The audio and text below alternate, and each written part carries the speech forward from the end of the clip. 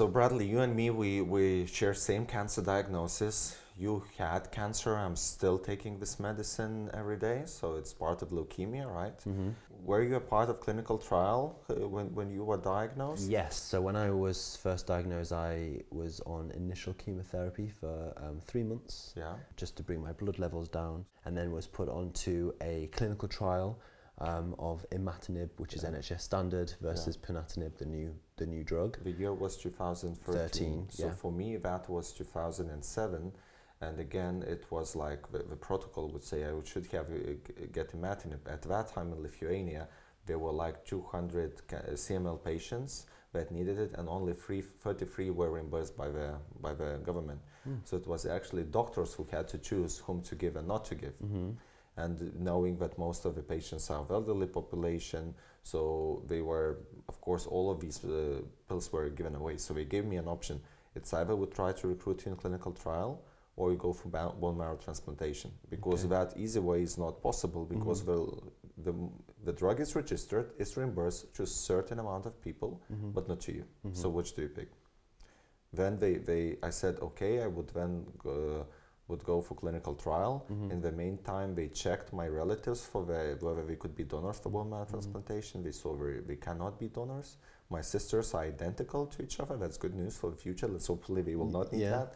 But they also checked with Lithuanian registry, couldn't find it. And then they posted a question back to me, do we go to the global registry campaign? Do we enroll you in clinical trial with imatinib? And so for you, when you said you were given the option to enroll in clinical trial. I was given the option outright. It was actually part of the prognosis. Did they tell you about like bone marrow transplantation? Yes, they told me about it. Well, actually, yes, but it was so vague that it was kind of like they'd made the decision. Yeah. So you were not empowered. So it was paternalistic approach. Yeah, I mean, it was definitely, even though it was true, it was definitely put across as if you've got this option, and then there's the bone marrow transplant, but maybe let's not go down that route.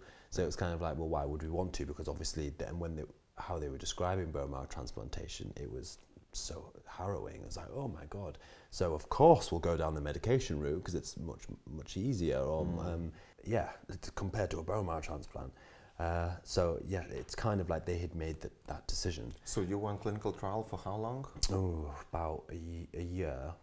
And everything was fine. You were responding. I was responding very well. So I was actually I was in the clinical trial, but I was on the imatinib anyway. Then they had to terminate that trial because the ponatinib had been found to be quite toxic. So yes, I stayed on NHS standard imatinib for about another 2 years, and then was moved on to ponatinib because they'd taken all the creases out of it and made it less toxic.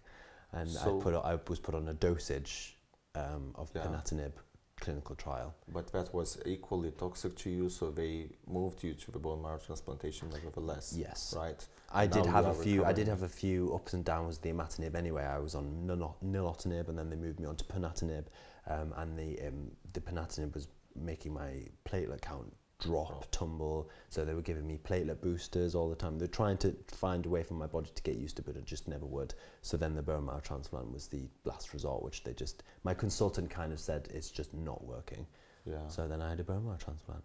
But I have been very fortunate in that I've had access to those trials, whereas I've had friends, even in my own country, not having access or not even being told about these clinical trials, when it could have made their experience and their illness much easier, and I think that's a problem. So for me, I'm still on this imatinib for 12 years. I have to take it every day, and we know that on other therapies, like you said, nilotinib. So because I was in Lithuania, and eventually, I did my patient advocacy work where in 2007 I collected 180,000 signatures asking for this reimbursement, and then it was doubled. Next year I got written commitment from Minister of Health that they will continue to work on it to include all coverage for the first-line therapy for cancer patients, which we got in 3 years.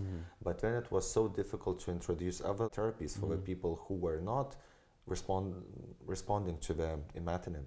So that meant that these people should have either travel abroad to get the therapy, they would either go for bone marrow transplantation, and of course face the more, there's always a risk with the bone marrow. We know that the people do die even with identical donors, and then you have a very long rehabilitation stage. I'm happy to see that you're recovering that fast, but still need to be careful for the first 2 years. Absolutely.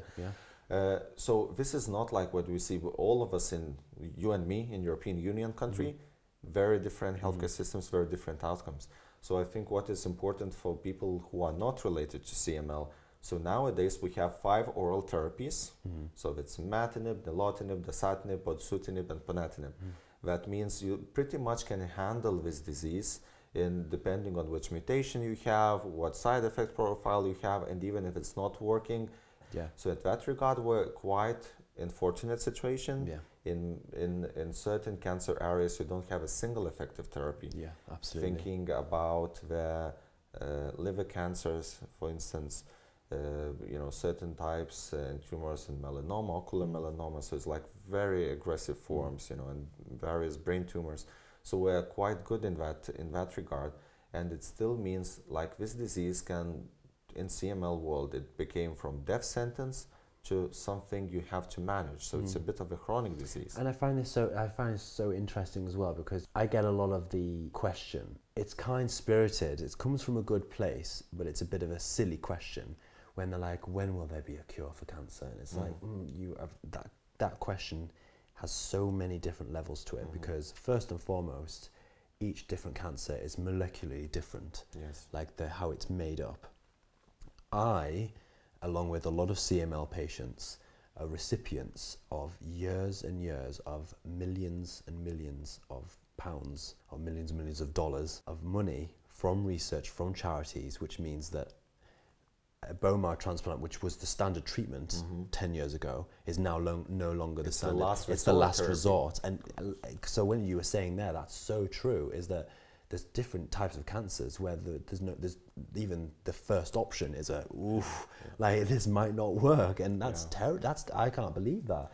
We're still a bit like a spearhead of an innovation. Because, well, we can say we have this operational cure. We cannot call it total cure, because on this treatment-free remission. So for your, like when you have a successful transplantation, disease goes away. That's very good, For my case, because I did not go through bone marrow transplantation, I'm on maintenance therapy. There is a chance I will be able to discontinue it, stay off the pills, and still remain in remission. So this is what we would call operational cure.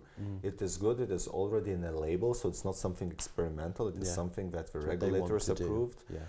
So we have a bright future, and we also know that research shows that overall survival in our CML diagnosis is very similar to a healthy population. So that means we won't be dying because of CML, but to other things that happen in life. So this is very encouraging.